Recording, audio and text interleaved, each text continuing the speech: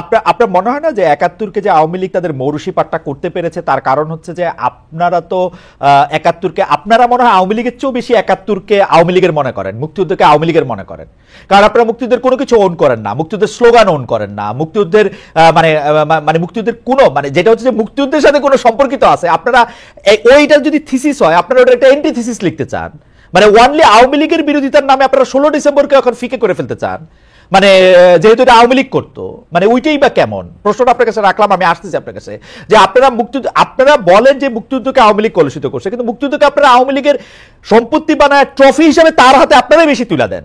মানে আপনি দেখেন গত বছরের ১৬ ডিসেম্বরের চেয়ে এবারে ১৬ ডিসেম্বর আলাদা হবে, কারণ আওয়ামী লীগ ১৬ ডিসেম্বর বেশি করে করতো। মুক্তিযুদ্ধ শব্দটা এখন একটা গালাগালিতে পরিণত হবে, কারণ আওয়ামী লীগ মুক্তিযুদ্ধদের বেশি ইয়াতে দিছে। জয় বাংলা বলা যায় নাই ৭৫ থেকে ৯৬ পর্যন্ত ২১ বছর, কারণ আওয়ামী লীগের স্লোগান এটা। মানে ওয়াই ইজ দ্যাট? আমি এটা নিয়ে আসলে ইয়ার কাছেও জানতে চাইবো, জনাব মঞ্জুরুল ইসলাম আপনার কাছেও জানতে চাইবো। আমি আপনার কাছ থেকে স্পেসিফিক যে প্রশ্নটা করি যে সেটা হলো যে আসলে ঢাকা ইউনিভার্সিটিতে ওই ৭ নভেম্বরের সভাটা নিয়ে আমরা যেটা বলতেছিলাম, এইটার পিছনে কি আসলে ইসলামী ছাত্র শিবির আপনারা বিএনপিকে ঢুকতে দিতে চান না বা বিএনপি ছাত্রদলকে ঢুকতে দিতে চান না, এবং যেই কারণে আপনারা একটা সাধারণ শিক্ষার্থীদের ব্যানারে একটা মানে এরকম একটা কিছু করতেছেন, হিসাবটা কি এইটা? আর ওইটা একটু বললেন তো যে মুক্তিযুদ্ধটা আপনারা পার্মানেন্টলি মুক্তিযুদ্ধের সাথে আওয়ামী লীগকেই ট্যাগ করে রাখতে চান কিনা? জি, ঢাকা বিশ্ববিদ্যালয়ের পোস্টার লাগানো নিয়ে যে বিষয়টা আসছে অভিযোগ ছাত্র দলের পক্ষ থেকে, এটার ব্যাপারে স্পষ্ট করে বলতেছে যে এখানে ছাত্র শিবিরের কোনো সম্পৃক্ততা নাই। এখানে এই জন্য নাই যে যেহেতু ছাত্র জনতা ঢাকা বিশ্ববিদ্যালয়ে বিশেষ করে সাধারণ ছাত্ররা তারা ছাত্র রাজনীতি নিষিদ্ধ বা ছাত্র রাজনীতি চায় না এরকম একটা বক্তব্য দীর্ঘদিন ধরে দিয়ে আসছে, কাজে তাদের সেই জায়গা থেকে হয়তো এই ধরনের কথা আসতে পারে বা তারা মিছিল করতে পারে বা তারা প্রতিবাদ করতে পারে। এইটা ছাড়া ইসলামী ছাত্র শিবির এর সাথে সম্পৃক্ত এটার অভিযোগ তোলা যায় বা অভিযোগ হয়তো মানে দু একজন তুলছেন, বাট ইসলামী ছাত্র শিবিরের অভিযোগ এবং সত্যতা প্রমাণ করা কখনো সম্ভব হয়নি। আর আরেকটি বিষয় মুশির রহমান নিসার ভাই বলছেন, সেটা বলতেছে ছাত্র শিবির ছাত্র রাজনীতি নিষিদ্ধ চায় না। ছাত্র শিবির ছাত্র রাজনীতির পক্ষে বক্তব্য দিয়ে আসছে এবং ছাত্র শিবির ছাত্র রাজনীতির সংস্কার চাই। সংস্কারটা কি, সংস্কার নিয়ে একটা আলাদা আলোচনা হতে পারে। কাজে এখানে আমি যদি বলি যে ঢাকা ইউনিভার্সিটিতে পোস্টার লাগানো এবং সেই পোস্টারের বিরুদ্ধে মিছিল করা ইত্যাদি এই ঘটনার সাথে ছাত্র শিবিরের কোনো সম্পৃক্ততা নাই। আর মুক্তিযুদ্ধের ব্যাপারে যদি বলি, মুক্তিযুদ্ধের ক্ষেত্রে মুক্তিযুদ্ধ নিঃসন্দেহে আমাদের একটা পরম পাওয়া, যে যার মাধ্যমে আমরা একটা নতুন জাতি হিসেবে আমাদের নিজেদেরকে পরিচয় দিতে পারি। এখানে মুক্তিযুদ্ধ আওয়ামী লীগ করতো, বেশি উদযাপন করতে, এখন আমরা করব না, আমরা মনে হয় যে এই জায়গার আমরা বিশ্বাসী না। তবে আওয়ামী লীগ যে নিজস্ব সম্পদে পরিণত করেছিল, আওয়ামী লীগ এটাকে নিজস্ব মনে করে এটাকে উদযাপন করত, ওই জায়গা থেকে হয়তো এখন জাতি বের হয়ে আসবে। মঞ্জুর ইসলাম ভাই, আপনি কি এই জিনিসটা খেয়াল করছেন আওয়ামী লীগ যেটা নিজস্ব সম্পত্তিতে পরিণত করতো? আমার প্রশ্নটা হচ্ছে এইটা আমরা আওয়ামী লীগরে মানে এইটা হাতে তুলে ওরা নিজস্ব সম্পত্তি করে দিছি কিনা? আমরা মুক্তিযুদ্ধ থেকে আওয়ামী লীগের থেকে দূরে থাকতে চাই বলে মুক্তিযুদ্ধ থেকে দূরে থাকবো, ওইটা করে দুইটারে এক করে ফেলছে কিনা? আওয়ামী লীগ শুনলেই মুক্তিযুদ্ধ মনে হয় কিনা, মুক্তিযুদ্ধ শুনলে আওয়ামী লীগ মনে হয় কিনা? না, এখানে আমরা আওয়ামী লীগকে মুক্তিযুদ্ধ তুলে দিয়েছি ব্যাপারটা এরকম না, বরং আওয়ামী দুঃশাসনের এই সময়গুলোতে বা মুক্তিযোদ্ধার যে মানে তারা যেভাবে লালন করতো বা এক পেশি লালন, এটা হয়তো আমাদের পক্ষ থেকে বা আমাদেরকে সেই স্পেস গুলা দেওয়া হয় না। আমরা মুক্তিযুদ্ধ 16 ডিসেম্বরে আমরা কোনো র্যালি করতে পারি নাই, আমাদেরকে 1 মিনিট 2 মিনিটের র্যালি করতে দেওয়া হয়েছে, আমরা জোর করে র্যালি করেছি। প্রশাসন আমাদেরকে এইবার তো আপনারা প্রশাসনের সাথে আপনাদের সবচেয়ে বেশি খাতিল মনে হয়। এবার কত বড় করবে র্যালি? প্রশাসনে এবার কত বড় র্যালি করবে? 16 ডিসেম্বর আসছে তো। প্রশাসনের সাথে আমাদের খাতির নাই, আমরা এটা চিন্তা করবো, র্যালি হওয়ার পর আপনারা জানতে পারবেন যে এটা বড় করে করবেন কিনা সেটা জানতে চাইছি। সেটা বড় করে করব কি করব না সেটা সিদ্ধান্ত আসবে, মানে বেশি দিন তো নাই, পরিকল্পনা না করলে অত বড় করে করতে পারবেন না তো। নিশ্চয়ই এটা আপনারা একদিন 2 দিনের ব্যবধানে অনেক বড় পরিকল্পনা করে বাস্তবায়ন করতে পারি, যার পারি আর কি। আচ্ছা, আমি প্রশ্নটা করি, থ্যাংক ইউ। আমি প্রশ্নটা করি যে আওয়ামী লীগ সরকার পতনের পর আমরা খেয়াল করেছি যে ছাত্রলীগে থাকা ছাত্র শিবির নেতার আত্মপ্রকাশ ঘটতেছে নানাভাবে, এমনকি জুলাই আন্দোলনের সমন্বয়কও আমরা দেখতে পাচ্ছি যে ছাত্র শিবির নেতা।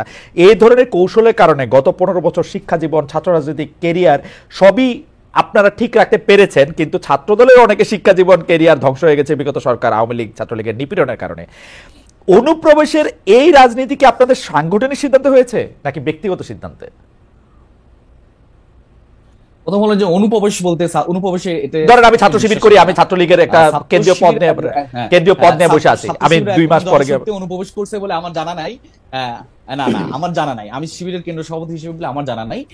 ছাত্র শিবিরে অনুপ্রবেশের অভিযোগ নিয়ে আসা হয়েছে, অভিযোগগুলো আমি বলতে পারি। ঢাকা বিশ্ববিদ্যালয়ের সেক্রেটারি ব্যাপারে একটা অভিযোগ আসছিল, তিনি কোনো ছাত্রলীগের কোনো কমিটিতে ছিল না, তিনি ছিল ঢাকা বিশ্ববিদ্যালয়ের একটা ডিবেটিং সোসাইটির একটা ক্লাবের সে হলো দায়িত্ব পালন করতো। এটা ছাড়া আর কোনো কিছু আমার কাছে মনে হয় যে কেউ স্পষ্ট করতে পারবে না বা প্রমাণ করতে পারবে না, অভিযোগ করতে পারবে। তবে এটা অভিযোগ প্রমাণিত যে অসংখ্য মানে দলীয় মানে আমি একদম স্পেসিফিকলি বলি, আমি একটু স্পেসিফিকলি বলি, আপনি একটু যারা মজুল ইসলাম, ঢাকা ইউনিভার্সিটি কমিটি থেকে মজুল ইসলাম ভাই, মজুল ইসলাম ভাই, এরকম আমরা কিন্তু দেখতে পাচ্ছি। মজুল ইসলাম ভাই আপনাকে, মজুল ইসলাম ভাই আপনাকে অনেকে ফলো করেন এবং আপনার কাছে আপনার মুখে শুনলে এটা পরিষ্কার হয়ে যাবে। মজুল ইসলাম ভাই, এই যে ঢাকা বিশ্ববিদ্যালয়ের শাখার যে সেক্রেটারি, বাংলাদেশ ইসলামী ছাত্র শিবিরের জেনারেল সেক্রেটারি জনাব এস এম ফরহাদ, সমাজ কল্যাণ ও গবেষণা ইনস্টিটিউটে কি ছাত্রলীগের পদ ছিল না ওনার? না, ছাত্রলীগের মানে এস এম ফরাদ বলে মানে মানে এস এম ফরাদ বলে আরেকজনকে মানে ছাত্র শিবির এস এম ফরাদ বলে চালিয়ে দেওয়ার যে একটা মানে কালচার, এটা আমরা দেখে আসছি, যে ট্যাগ দিয়ে দেয়া যে এই হলো ইসলামী, মানে উনি ছাত্রলীগ করেন নাই কোনোদিন, আমরা স্পষ্ট করেছি না উনি ছাত্রলীগ করেন নাই। আমরা আমাদের পক্ষ থেকে, ঢাকা ইউনিভার্সিটির পক্ষ থেকে আমরা স্টেটমেন্ট দিয়ে পরিষ্কার করছি বিষয়টাকে, না উনি ছাত্রলীগ করেন নাই, উনি ডিবেট ক্লাবের সাথে উনি সম্পৃক্ত ছিল। আর যে এস এম ফরাদের কথা বলা হচ্ছে এটা হলো অন্য এস এম ফরাদ, সেটাও ক্লিয়ার করা হয়েছে, সেটাও সোশ্যাল মিডিয়াতে আসছে। কাজে যেটা ক্লিয়ার। এখানে আরেকটা বিষয় আমার একটু বাকি ছিল, আপনি বলেছিলেন যে এই প্রসঙ্গে লাস্ট, এই যে ইসলামী ছাত্র শিবিরের সভাপতি জনাব সাদিক কায়েম, যিনি আসলে সমন্বয়কদের একজন ছিলেন, তিনি তো আর ইসলামী ছাত্র শিবিরের পরিচয়ে সমন্বয়ক ছিলেন না, তারকে আরেকটা পরিচয় নেওয়া হয়েছিল, তাই না? ব্যাপারটা কি এরকম?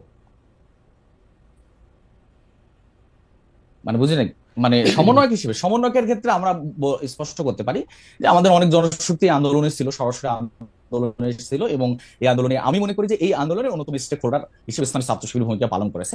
সে হিসেবে অনেকেই দায়িত্ব পালন করেছেন। এক্ষেত্রে ঢাকা বিশ্ববিদ্যালয়ের সভাপতি সমন্বয়কের দায়িত্ব ছিল, সমন্বয়ক হিসেবে দায়িত্ব পালন করেছেন। এখন উনি সমন্বয়কের দায়িত্ব নাই, দায়িত্ব নেই। কাজে এরকম ঘটনা বা দুই চারজন এরকম সমন্বয়ক ইসলামী ছাত্র শিবিরে থাকতে পারে, এবং এটা মানে অনেক ক্যাম্পাসে এটা পরিষ্কার হয়ে গেছে কারা ছিল, এরকম কিছু কিছু ক্যাম্পাসে আমাদের যারা ছিল তারা স্পষ্ট করেছেন যে আমি সমন্বয়ক ছিলাম। কাজেই সমন্বয়ক হওয়াটা যদি এই আন্দোলনে, জি জি জি, সমন্বয়ক হওয়াটাই আন্দোলনের জন্য আমি মনে করি যে মানে অপরাধের কোনো কিছু না। সমন্বয়ক হয়েছেন মঞ্জুর ইসলাম ভাই, অ্যাবসলিউটলি এটা অপরাধের সাথে সম্পৃক্ত না। আমি বলতে চাইছিলাম যে তিনি তার পরিচয় গোপন করে অন্য একটা রাজনীতি করছেন কিনা, ছাত্র শিবিরের পরিচয় গোপন করে ছাত্র লীগ করতেন কিনা। বাংলাদেশে আমরা শুনছি ডিবেটের সোসাইটি দূরে থাক, ওই হলগুলির দারোয়ান হইতে হইলেও ছাত্রলীগ করতে হয়েছে এদের।